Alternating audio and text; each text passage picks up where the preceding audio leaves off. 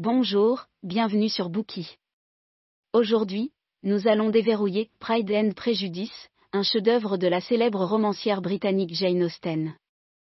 En 2003, un sondage réalisé par la British Broadcasting Corporation a permis d'établir une liste des 100 romans les plus appréciés de la nation. Orgueil et préjugés a été classé 2e. Le roman a été écrit il y a plus de 200 ans, à la fin du XVIIIe siècle. Pourtant, aujourd'hui, il reste chéri par les lecteurs du monde entier. Le critique littéraire américain Edmund Wilson a dit un jour, « Il y a eu plusieurs révolutions du goût au cours du siècle dernier et du quart de la littérature anglaise, et à travers elles, seules peut-être 2 réputations n'ont jamais été affectées par les changements de mode, celle de Shakespeare et celle de Jane Austen. » En fait, la proéminence de ce classique de la littérature n'a guère diminué au fil du temps, malgré la portée relativement étroite de son récit. L'auteur et penseur américain Ralph Waldo Emerson a critiqué les romans d'Austen en général, pour limiter le thème au mariage et à la famille. Charlotte Brontë, la romancière britannique qui a écrit Jane Eyre, que nous avons déverrouillé pour vous dans un livre précédent, a fait un commentaire similaire sur la vie domestique étouffante du monde d'Austen, en disant « Je n'aimerais guère vivre avec ces dames et messieurs dans l'heure des maisons élégantes mais confinées. » En effet, au cours de sa vie, Austen a écrit 6 romans et tous, sans exception, se concentrent sur le mariage et la famille. Pride and Prejudice, le roman que nous interprétons aujourd'hui, suit ce schéma, racontant les romances et les expériences conjugales de 4 jeunes couples. Austen avait le don d'évoquer des sujets apparemment insignifiants dans ses écrits. Dans ses propres mots, elle l'a dit ainsi, 3 ou 4 familles dans un village de campagne, c'est la chose sur laquelle travailler. À une occasion, quelqu'un lui a suggéré d'essayer d'autres genres littéraires, mais elle a refusé cette suggestion avec tact en disant « Non, je dois garder mon propre style et continuer à ma manière ». La préférence d'Austen pour écrire sur le mariage et la famille est indissociable de son expérience personnelle. Elle est née à Parsonage House dans la ville de Steventon, dans le comté anglais du Hampshire, siège d'une ancienne famille. Son père était le recteur local et la famille était financièrement à l'aise. Elle est restée célibataire tout au long, vivant avec ses parents et ses sœurs pendant la plus grande partie des 41 années de sa vie. La plupart de ses journées tournaient autour des tâches ménagères, rendre visite à sa famille et à ses amis, participer à des bals, regarder des pièces de théâtre et jouer aux cartes. Ses occupations étaient similaires aux expériences vécues par les femmes dans ses romans. Et ses soucis quotidiens sont également parallèles aux préoccupations des femmes sur lesquelles elle a écrit, des vêtements à la mode, des commérages de voisinage, des amis intéressants et de beaux messieurs. Par conséquent, ces romans sont constitués de détails banals et apparemment insignifiants de la vie quotidienne. Ces intrigues se déroulent, stimulées par des événements apparemment ordinaires tels que des danses, des visites sociales autour d'un thé, des dîners en famille, des jeux de cartes, ainsi que d'innombrables autres épisodes de bavardage oisif et de promenades tranquilles. Mais l'étroitesse du champ d'application du matériau utilisé n'a pas limité la vision d'Austen. Peut-être que les propres perspectives d'Austen sont mieux représentées par quelque chose dit par Elizabeth Bennet, la protagoniste féminine de Pride and Prejudice. Quand son amoureux Darcy lui dit « Le pays ne peut en général fournir que peu de sujets pour une telle étude. Dans un quartier de campagne, on évolue dans une société très confinée et invariable. » Elizabeth répond « Mais les gens eux-mêmes changent tellement, qu'il y a quelque chose de nouveau à observer en eux, pour toujours. » Même s'il y avait des limites au type de personnages sur lesquels Austen a écrit, elle pouvait toujours à travers eux révéler des aspects de la théâtralité de la vie. Elle a écrit sur les facettes universelles et multiples de la nature humaine. Nous allons maintenant partager notre interprétation du roman en 3 parties. Nous découvrirons comment la simple histoire de mariage et de famille d'Austen a résisté à l'épreuve du temps et a continué à toucher le cœur de tant de personnes, jusqu'à nos jours. Dans la première partie, nous vous fournirons un résumé de l'intrigue du roman. Dans la deuxième partie, nous interpréterons pour vous la façon dont Jane Austen a transmis diverses perspectives sur le mariage dans le roman. Dans la troisième partie, nous partagerons avec vous plusieurs aspects clés de la comédie du roman. Première partie, résumé de l'intrigue. C'est une vérité universellement reconnue, qu'un célibataire qui possède une bonne fortune, doit avoir besoin d'une femme. Lorsqu'un tel homme célibataire déménage dans un nouvel endroit, Toutes les familles de cet endroit avec des filles éligibles encore à marier seront sans aucun doute désireuses de le connaître afin d'affecter une introduction à leur fille dès que possible. Si tout se passe comme prévu, l'une de ces filles aura la chance d'obtenir un bon mariage. Au début du roman, la famille Bennett du village de Longbourn découvre précisément une telle occasion de marier leur fille. Bingley, un célibataire dont le revenu annuel est d'environ 4 à 5 000 livres, a récemment loué Netherfield Park. L'endroit est à proximité de la demeure de la famille Bennett. En recevant la nouvelle que Bingley est sur le point d'emménager, Madame Bennett est extrêmement excitée.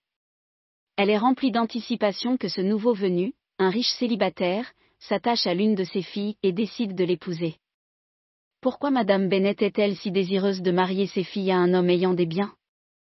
Les Bennett mènent une vie confortable avec des moyens matériels importants.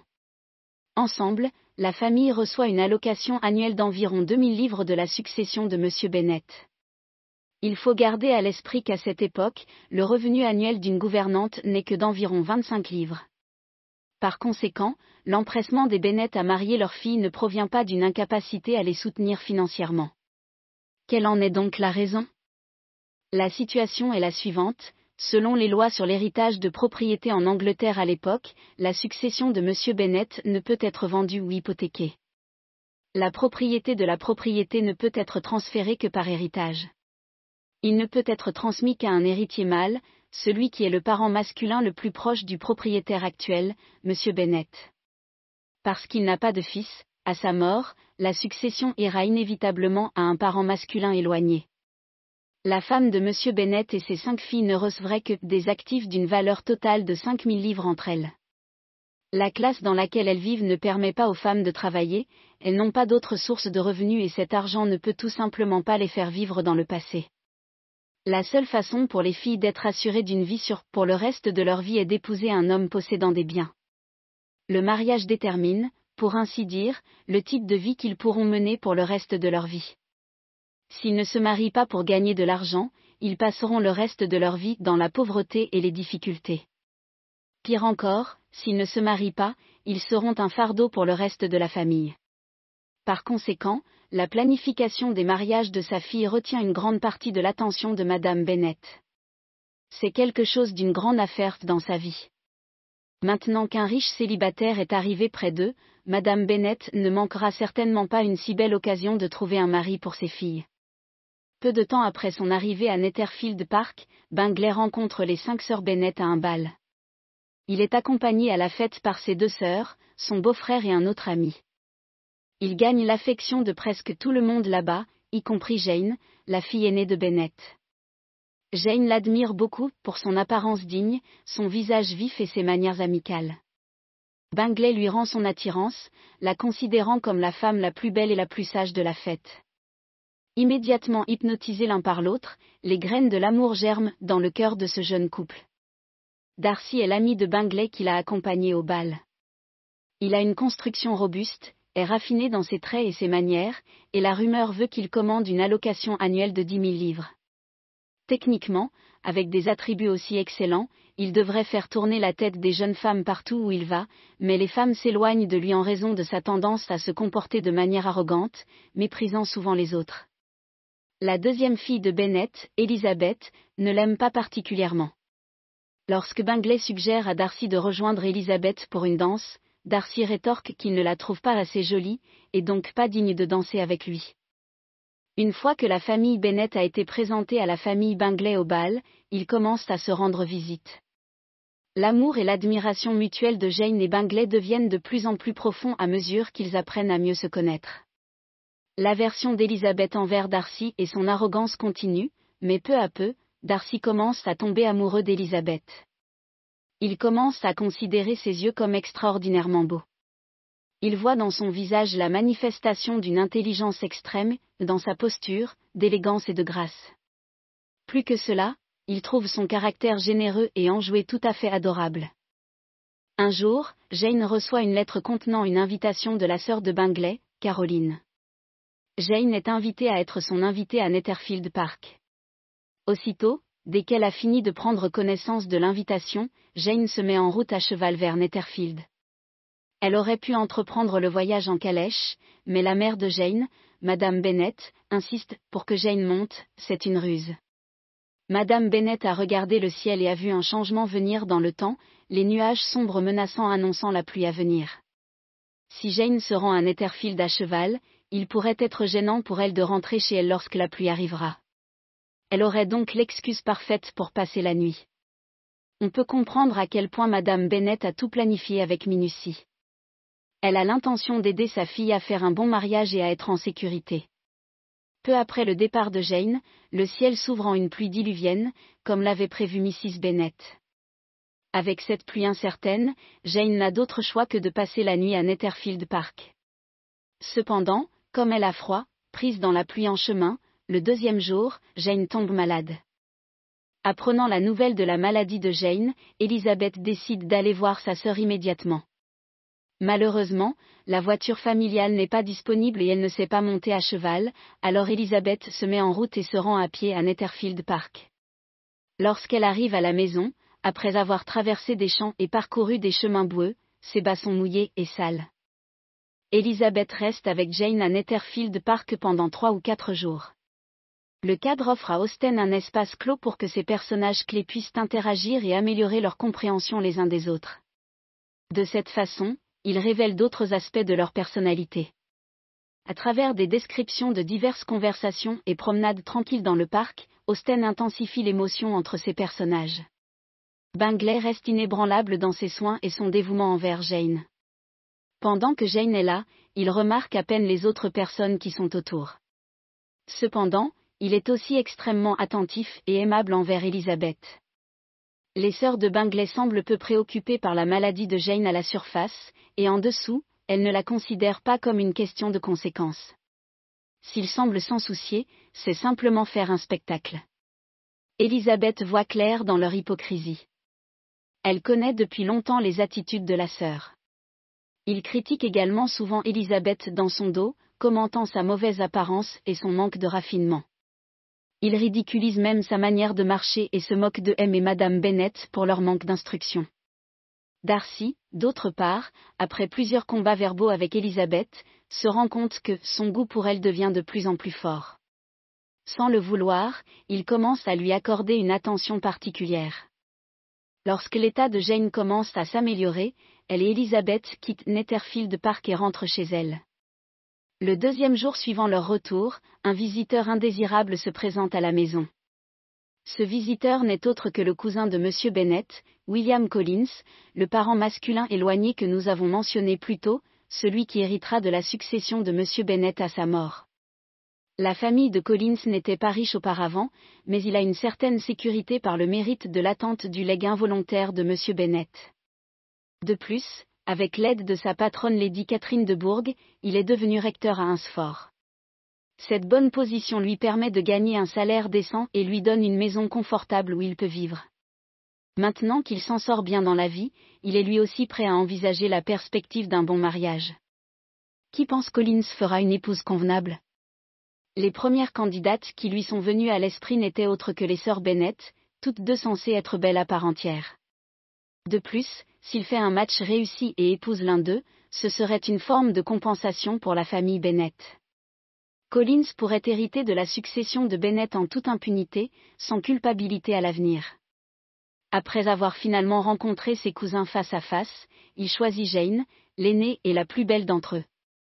Cependant, dès qu'il apprend que Jane est déjà amoureuse d'un autre prétendant potentiel, il change d'allégeance et courtise la sœur de Jane, Elizabeth, juste derrière Jane en âge et en beauté. Cette décision, bien sûr, envoie Madame Bennet sur la lune avec joie. Elle s'imagine pouvoir marier ses 2 filles très bientôt. Cependant, les sœurs Bennet n'apprécient pas du tout Collins. Collins est guindé, démodé et pédant.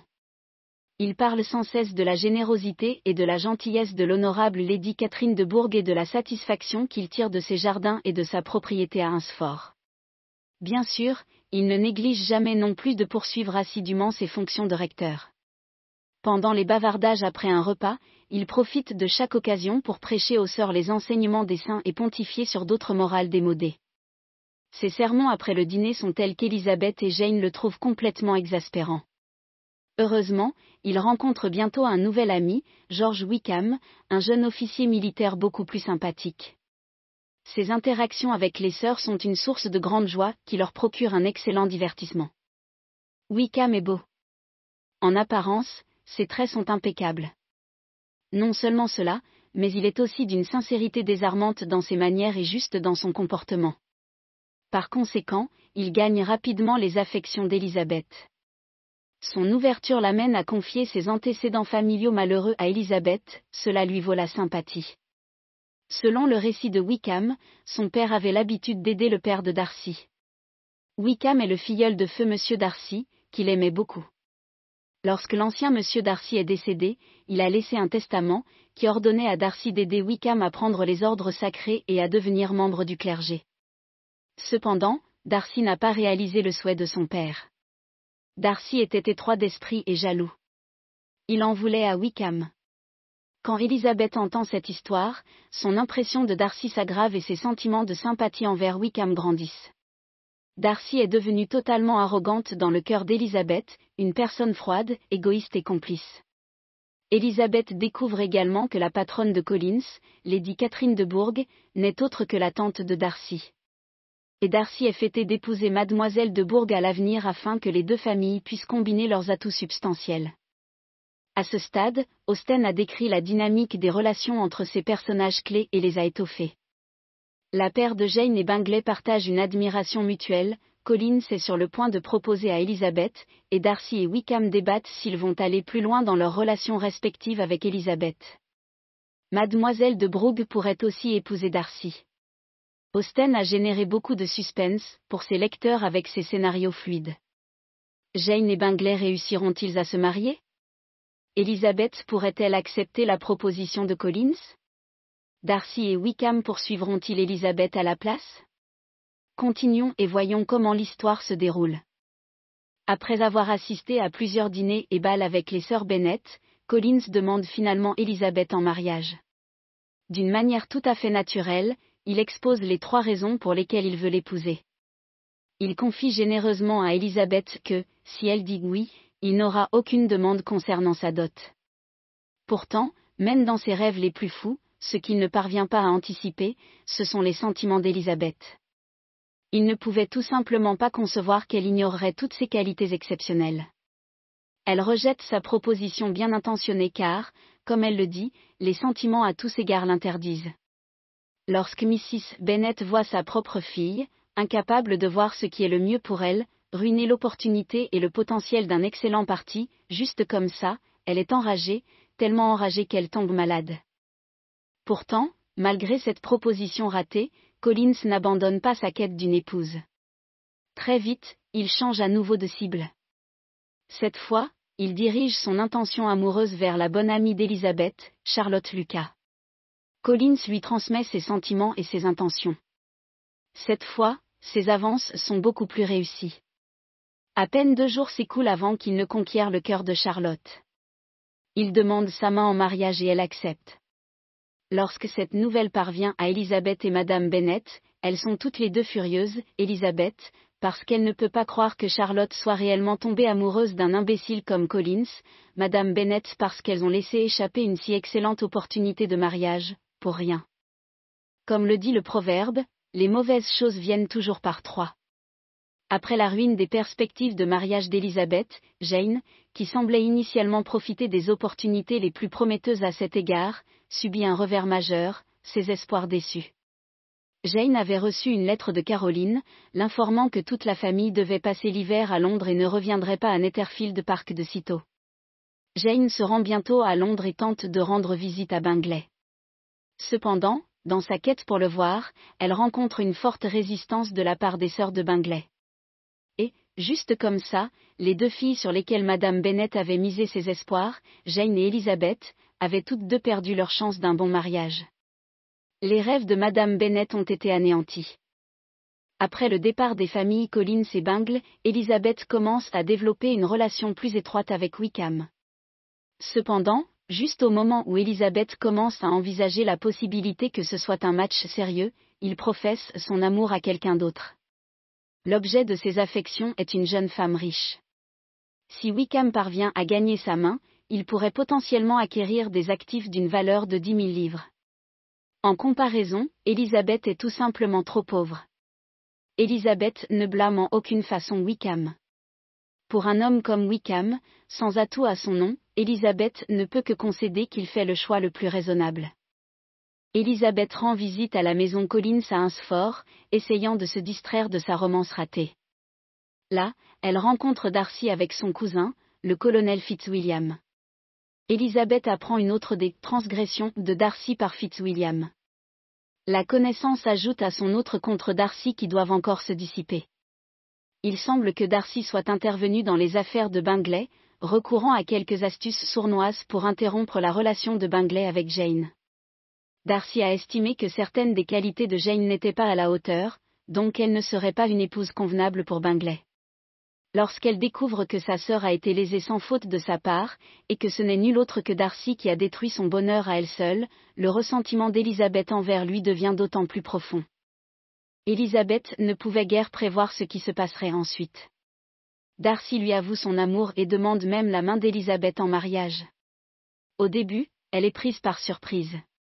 Il ne lui est jamais venu à l'esprit que Darcy nourrisse de tels sentiments.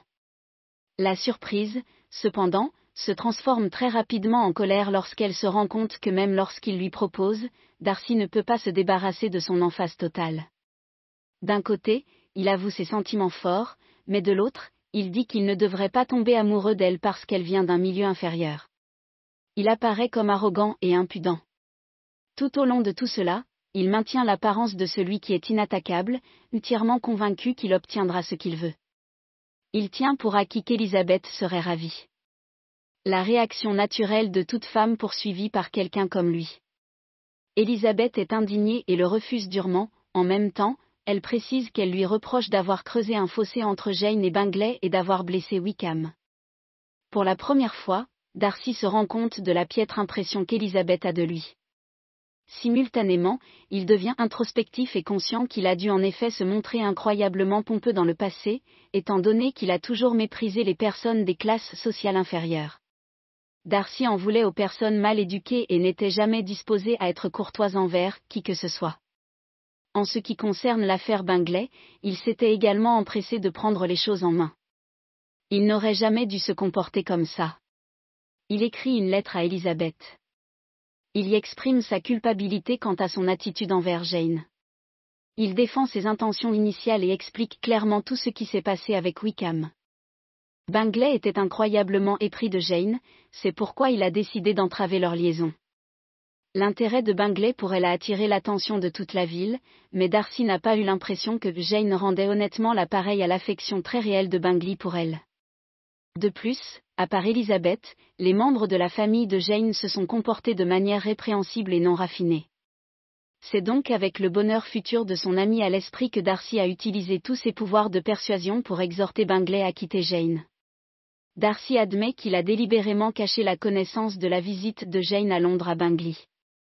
Cela explique pourquoi Bingley n'a jamais fait un seul effort pour rechercher Janou pendant son séjour à Londres. Merci d'avoir écouté. Vérifiez le lien ci-dessous pour déverrouiller le contenu complet.